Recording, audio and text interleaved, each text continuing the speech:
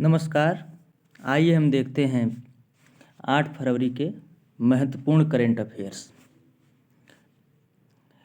प्रश्न नंबर 1 है, अक्षय ऊर्जा के क्षेत्र में भारत बहरीन संयुक्त कार्य समूह की पहली बैठक आयोजित हुई। बहरीन की राजधानी बताना है हम लोगों को, तो इसका सही जवाब है मनामा। बहरीन की राजधानी है मनामा। अक्षय ऊर्जा के क्षेत्र में भारत और बहरीन संयुक्त कार्य समूह की पहली बैठक आयोजित हुई है। आगे प्रश्न नंबर 2 है, आसियान भारत पर्यटन मंत्रियों की 8वीं बैठक में भारत का प्रतिनिधित्व किसने किया है? तो इसका सही जवाब है प्रहलाद सिंह पटेल। भारत के प्रहलाद सिंह पटेल ने आसियान भारत पर्यटन मंत्रियों की 8वीं बैठक में भारत का प्रतिनिधित्व किया है। ये भारत के पर्यटन एवं संस्कृति मंत्री हैं प्रहलाद सिंह पटेल। आगे प्रश्न नंबर 3 है, 5 फरवरी को बांग्लादेश फिल्म समारोह का तीसरा संस्करण किस शहर में शुरू हुआ? तो इसका सही जवाब है पश्चिम बंगाल की राजधानी कोलकाता में 5 फरवरी को बांग्लादेश फिल्म समारोह 2021 का तीसरा संस्करण शुरू हुआ है। आगे प्रश्न नंबर 4 है, जो कि काफ़ी इम्पोर्टेंट प्रश्न है, कौन सा देश आईसीसी महिला विश्व कप 2022 की मेज़बानी करेगा? तो इसका सही जवाब है न्यूजीलैंड। आईसीसी ने 2022 महिला विश्व कप की मेज़बानी न्यूजीलैंड को सौंपी है। न्यूजीलैंड की राजधानी वेलिंगटन है। आगे प्रश्न नंबर 5 है, जो कि आज के करंट का सबसे महत्वपूर्ण प्रश्न है। टाइम मैगजीन ने वर्ष 2020 के लिए पर्सन ऑफ द ईयर किसे चुना है? तो अमेरिकी राष्ट्रपति चुनाव में विजय हासिल करने वाले वहाँ के राष्ट्रपति जो बिडेन और वहाँ की उपराष्ट्रपति जो भारतीय मूल की हैं कमला हैरिस, इन दोनों को टाइम मैगजीन ने वर्ष 2020 के लिए पर्सन ऑफ द ईयर चुना है। आगे प्रश्न नंबर 6 है, जो कि काफ़ी इम्पोर्टेंट प्रश्न है। 100% ऑर्गेनिक दर्जा हासिल करने वाला भारत का पहला केंद्र शासित प्रदेश, ध्यान देंगे, पहला केंद्र शासित प्रदेश कौन बना है? तो इसका सही जवाब है लक्षद्वीप। लक्षद्वीप अरब सागर में स्थित कोरल आइलैंड है, जो कि भारत का केंद्र शासित प्रदेश है और इसकी राजधानी कवरत्ती है। इसने 100% ऑर्गेनिक दर्जा हासिल किया है और इस मामले में वह प्रथम है। सबसे पहले अगर राज्यों के संदर्भ में देखें तो सिक्किम ने यह दर्जा प्राप्त किया था और केंद्र शासित प्रदेशों के मामले में लक्षद्वीप ने यह दर्जा प्राप्त किया है। आगे प्रश्न नंबर 7 देखेंगे। बिहार में सोन नदी पर कोइलवर पुल, जिसकी लंबाई 1.5 किलोमीटर 1.5 किलोमीटर है, इसका उद्घाटन किसने किया है? तो इसका सही जवाब है नितिन गडकरी।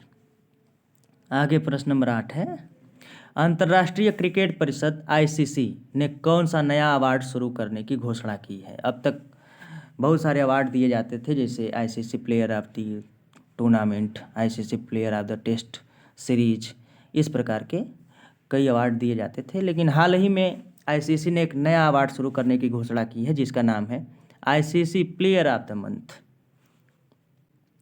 आगे प्रश्न नंबर 9 देखेंगे।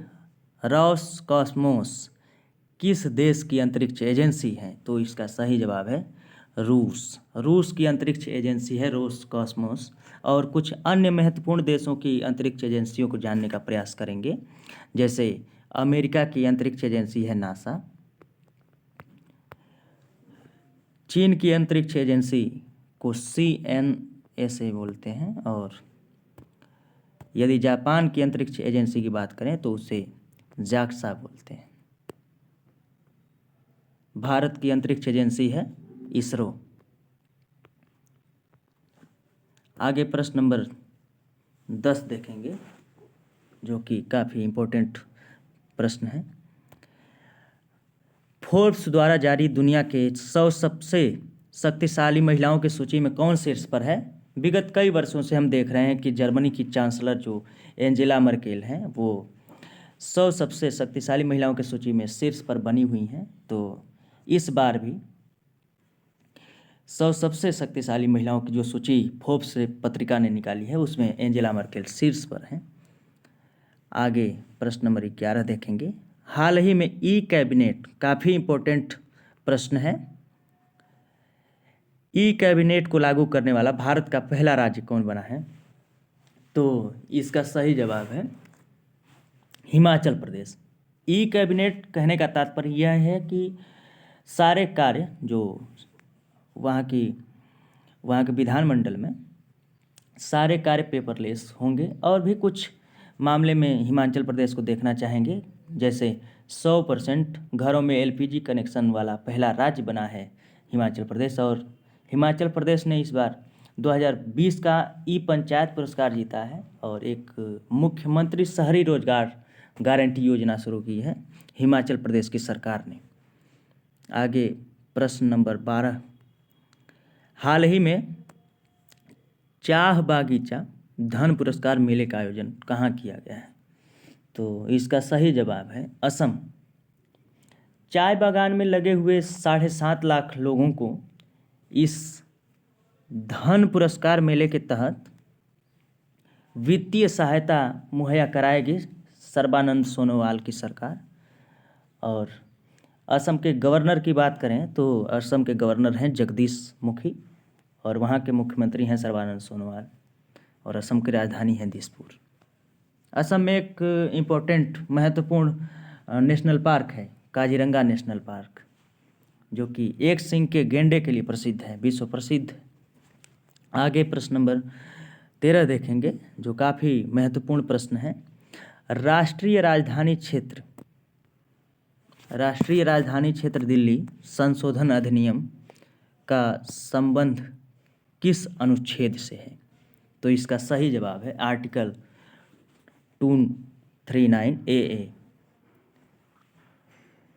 हाल ही में गृह मंत्रालय ने केंद्र शासित प्रदेश दिल्ली की सरकार और लेफ्टिनेंट गवर्नर के अधिकारों को लेकर संशोधन विधेयक लाने की तैयारी पूरी की है, और इस प्रस्तावित विधेयक को केंद्रीय मंत्रिमंडल ने मंजूरी दी। यह विधेयक केंद्र शासित प्रदेश दिल्ली की सरकार और लेफ्टिनेंट गवर्नर के अधिकारों से जुड़े राष्ट्रीय राजधानी क्षेत्र दिल्ली अधिनियम 1951 में संशोधन करेगा, और इस विधेयक का नाम राष्ट्रीय राजधानी क्षेत्र दिल्ली संशोधन अधिनियम 2021 रखा गया है। अनुच्छेद 239 के प्रावधानों के अनुसार राष्ट्रपति द्वारा दिल्ली के प्रशासक के रूप में लेफ्टिनेंट गवर्नर की नियुक्ति की जाती है, और यदि संविधान का 69वां संशोधन अधिनियम देखें तो इसके तहत अनुच्छेद 239 AA के प्रावधानों के अनुसार केंद्र शासित प्रदेश दिल्ली को राष्ट्रीय राजधानी क्षेत्र कहा जाता है। आगे प्रश्न नंबर 14 है, नंदा देवी ग्लेशियर किस राज्य में है? तो इसका सही जवाब है उत्तराखंड। नंदा देवी ग्लेशियर उत्तराखंड में है। ये नंदा देवी ग्लेशियर उत्तराखंड के चमोली जिले में है, और हाल ही में नंदा देवी ग्लेशियर टूटने से वहाँ हिमस्खलन हुआ है। ग्लेशियर के टूटने से धौली गंगा, ऋषि गंगा और अलकनंदा नदियों में अचानक बाढ़ आ गई है, और इस पर्वतीय क्षेत्र में बहुत ही जान माल की तबाही हुई है। एनटीपीसी के कुछ संयंत्र हैं जैसे तपोवन विष्णुगढ़ जल विद्युत प्रोजेक्ट और ऋषि गंगा जल विद्युत प्रोजेक्ट, इनको भी बहुत क्षति पहुंची है। अगर उत्तराखंड के कुछ और इम्पोर्टेंट फैक्ट्स जानने का प्रयास करेंगे तो एक भारत का पहला लाइकेन पार्क उत्तराखंड में स्थापित हुआ है। तो अगर आपको ये वीडियो अच्छा लगता है तो लाइक करें, शेयर करें और सब्सक्राइब करके चैनल से जुड़े रहें।